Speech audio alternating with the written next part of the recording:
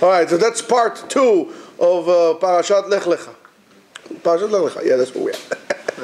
Just to remind you, if you have any questions or you need some information about a yeshiva or anything of that sort, you could get in touch with us at rabbigaon@gmail.com.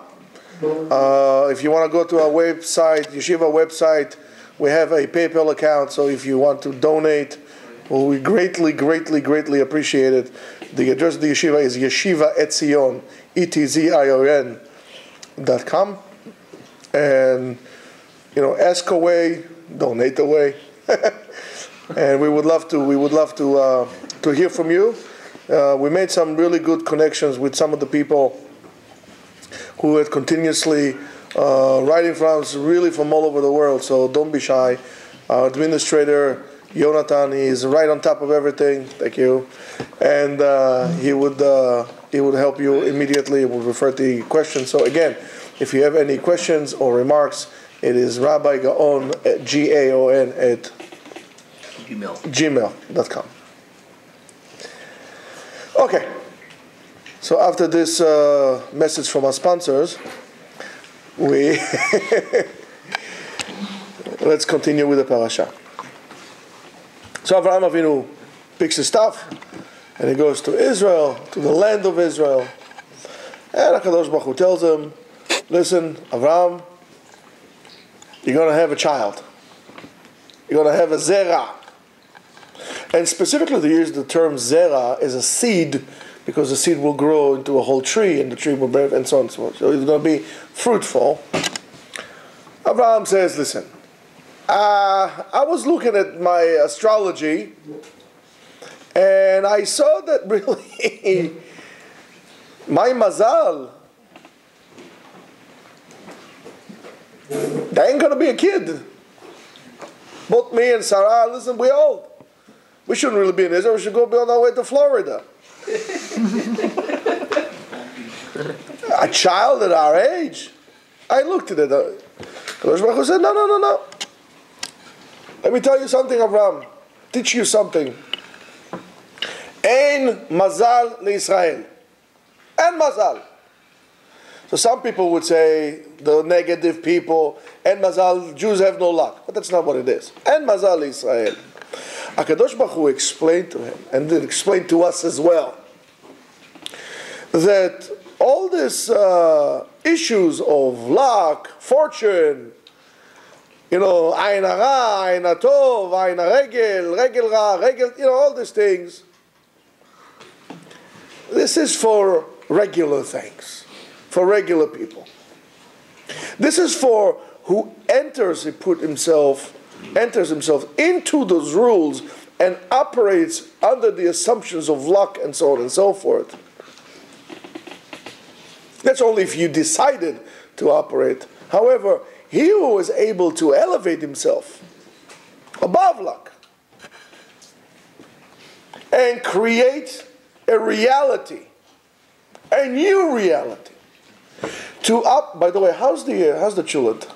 It's amazing. The smell is unbelievable. Guys, anybody who wants to join us, we're here every day, every night too, but Thursday night we have Mishmar, the best chulet in Queens, thanks to our dear friends, Agent Tuvia and Agent Ari. Shut up.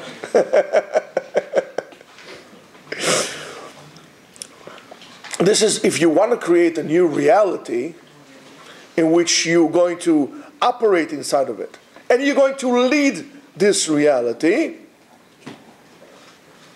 you need to elevate yourself above.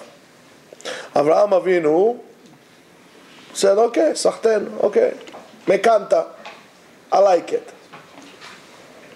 And he believes. It's not a problem. HaKadosh Baruch Hu said, he believes. But then happened something very interesting. HaKadosh Baruch Hu said to him, and I will let your children inherit this land, and so on and so forth. Avraham Avinu said, wait. How would I know that I would inherit it? Wait a second, Avraham Avinu. You're an old guy. Your wife is not so far away behind you. HaKadosh Baruch Hu tells you you're going to have a child, you tell me okay. No problem. You told me, okay, not a problem. Now you're telling me, that my children are going to have the land, and you ask me, how do I know? Give me a proof. Something is missing here. How is Abraham doing that? Why is it that? Abraham Avinu knows, and in other words, let's put it this way. He says the following. He said, listen, I understand. I believe. But who guarantees that my children would believe in the same concept as much as me? I need a guarantee. How do I know that? Maybe my children would fall into this astrology, astronomy, Zen Buddhism, Shanti, Shakti, and all kind of other shtuyot. How would I know that? I need a guarantee. So HaKadosh Baruch Hu says to him, don't worry, we're going to make a brit. We're going to make a covenant. And that's the Brit Bet HaBetarim and so on and so forth. Where he takes everything three. Eglah Meshuleshet, Ayil Meshulash, this Meshulash, everything. Three. Don't forget that we said also, Me'atzecha, Mirodadcha, Ve'bet Avicha. Because you left all those three, we're going to make a covenant of the three. Why? Because your children will have to know, Me'ayin bata, Ule'ayin ata olech. Me'ayin bata, mitipa srucha. That represents the father. Ule'ayin ata olech. Where are you going? Makom, Rima, Afar, Tulea. Going to the grave. ובפני מי אתה עומד לתת דין וחשבון? הקדוש ברוך הוא. That three things that represents the Lech Lecha come to play in the covenant of Brit Ben HaBetarim that was done on Mount Hermon. Har Senir is Mount Hermon. And he says, and that Brit is the Brit of En Mazal Israel. What does that mean? HaKadosh Baruch Hu said to him, because you were willing to walk into the unknown and you practice, and you did, with great emunah, the covenant will be that even if your children are going to stumble and fall, that En Mazal Israel is going to enter their essence to such an extent that they're going to have the ability to overcome, to elevate, and to purify themselves, even if they fail. That's going to be their thing. They have this built-in immune system to be able to do that. And you see the waves of Baalei Tshuva in our generation that is really sweeping the country, the world, which is unbelievable. Why? It is implanted within our existence, with a spiritual DNA, to be able to do so. And therefore we elevate ourselves. And we don't believe, and whether it's hocus pocus or some kind of old grannies, hocus pocus mazal, or to some kind of science. We don't believe in that. We know to overcome ourselves with that. That is the promise that HaKadosh Baruch Hu makes Avraham Avinu.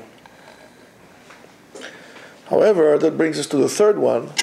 There's a certain parallel concept between the Lech Lecha, Me'artzecha, Moladetcha, U'Beit Avicha, that we said earlier to the Remez, which was hinted to us in Parashat Noach. In Parashat Noach, we refer to the Teva, as we said, the Erva of Noach, the nakedness of Noach, and Migdal Bavel.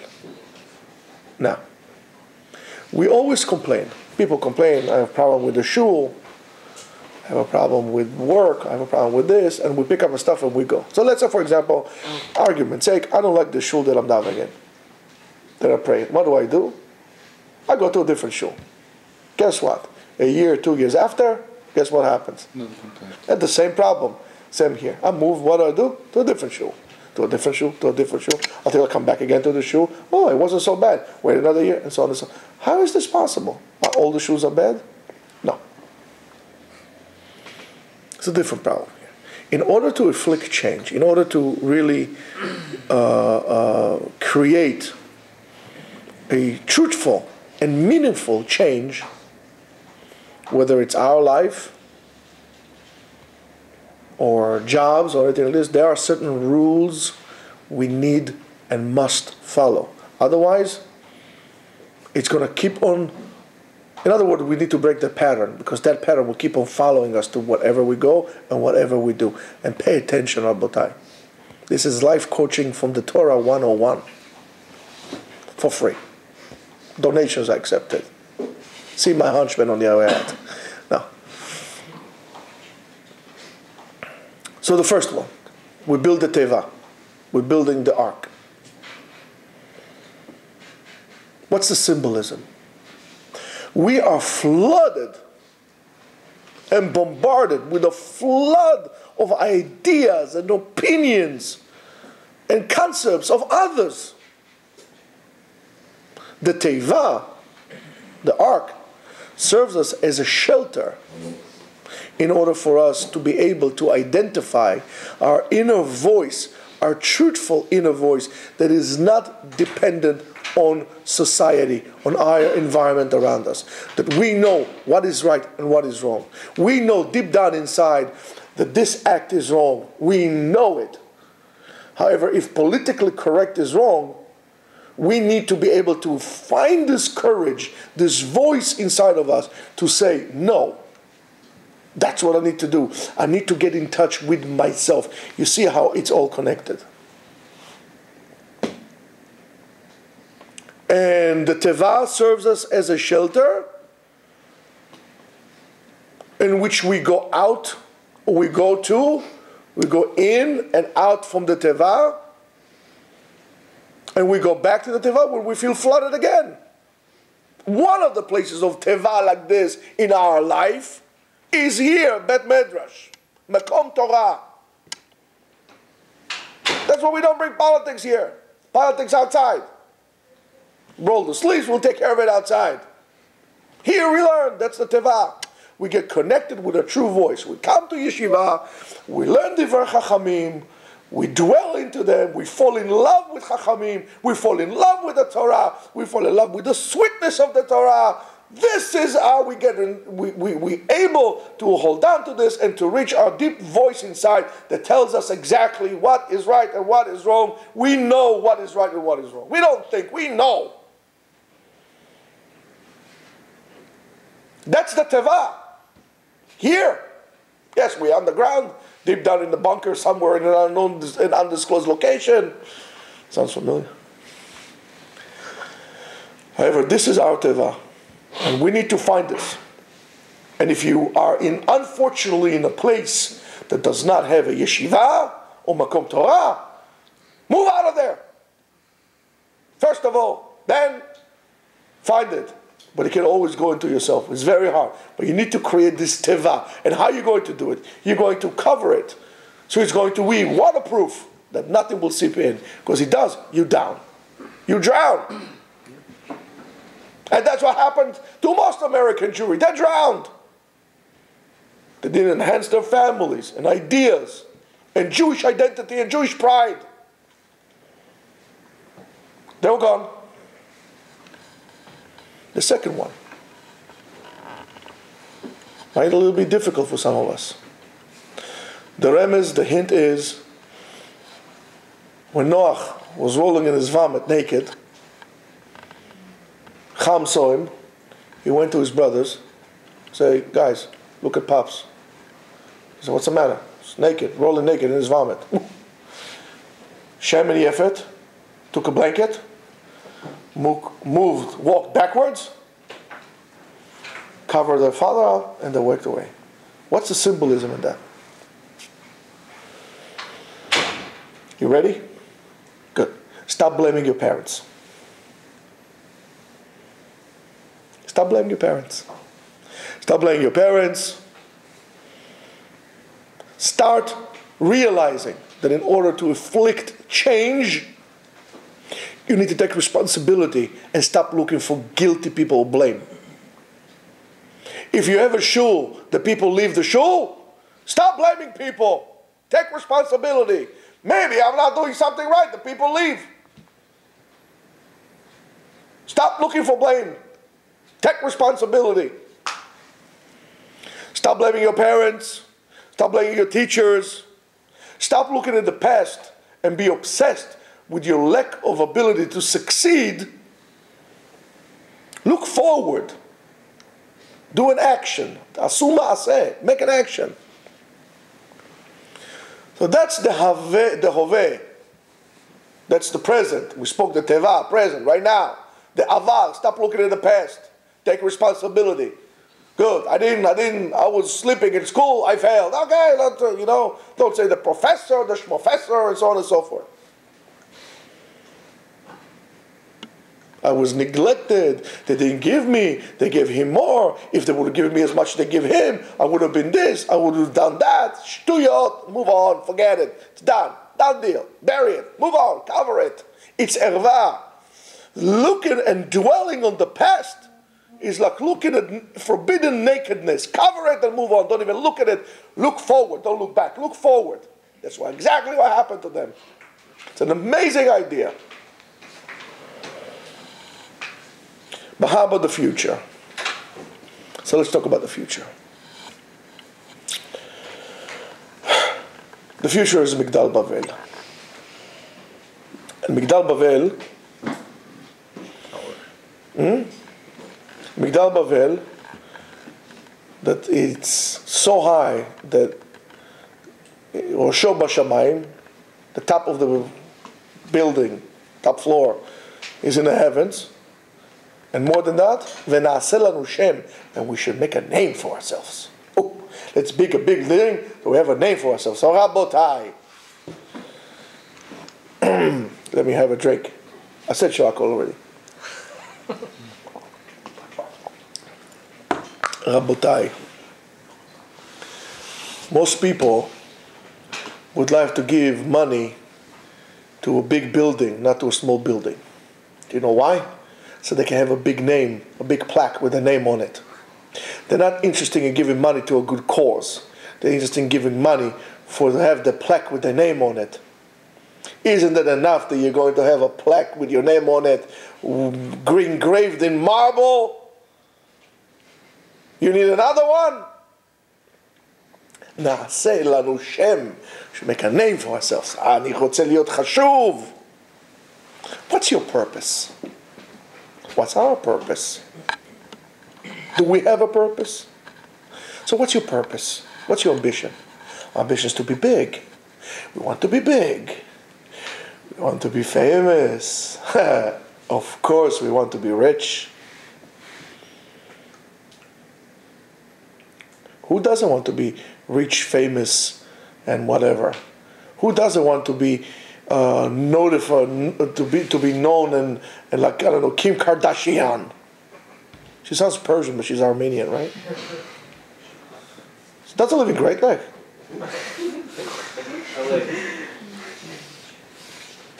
Right? We all want to have this, like, we be recognized in the street, walk in the street and say, hi, hello, aren't you? Right? We want to. We look for it. Tzumat lev, that's right.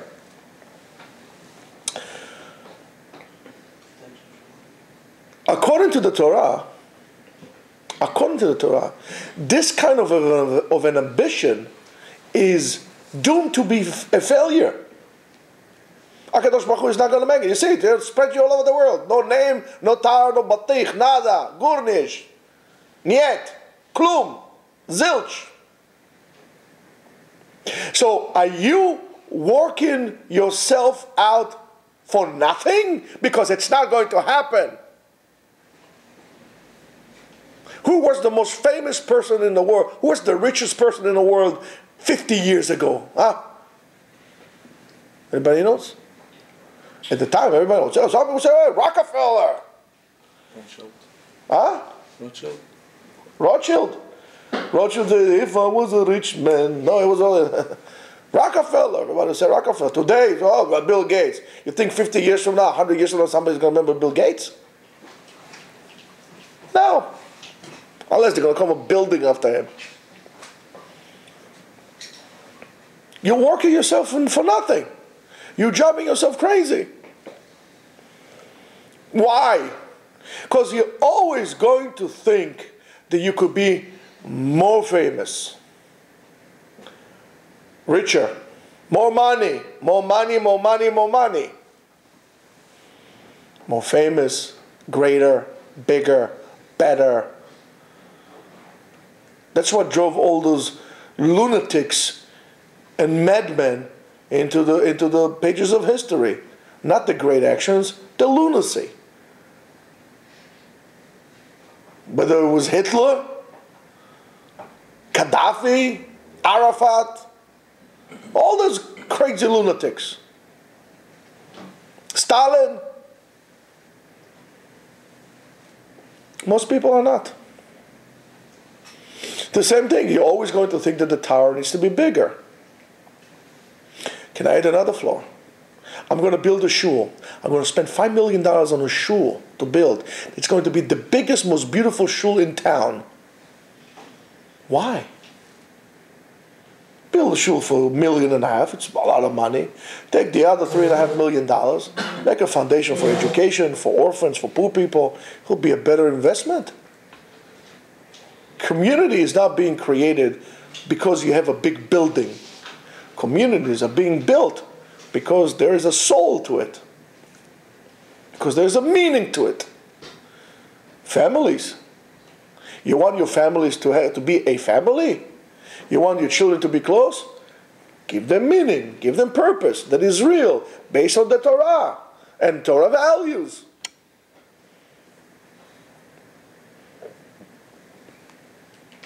A appropriate purpose takes into account, I have a purpose, I have a plan. Therefore needs to take into account all the measures, all the options, whether, the real ones and the immediate ones. I need to take care of this, I need to take care of that. However, your purpose in life should also include needs that have a value to them as well. We are asked all the time to pay attention, or we ask about our purpose in life, and so on and so forth. Do you have a purpose in life? Do you have a plan for your life? What are you going to do when you're going to be big?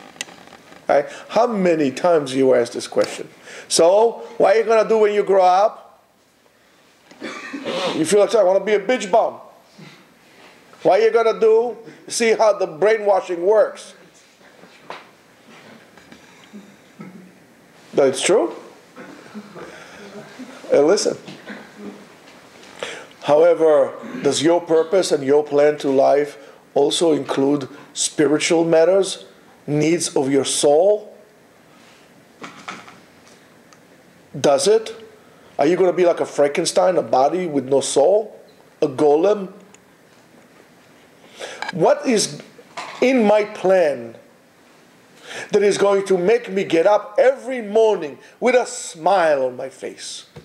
What is it in my plan that will cause me every morning to get up with a purpose in my life? That I would look forward for another day of full activities rather than a drag of, oh God, I don't want to get out of bed. And we all experience this because there is no real spiritual purpose in our life. Instead of looking to make a name for yourself, instead of looking to become famous, look at doing the right thing. Most famous people are lonely people, and loneliness is something that petrifies us. Do you have a purpose in life, or are you just building up towers in the air? Avraham Avinu knew that.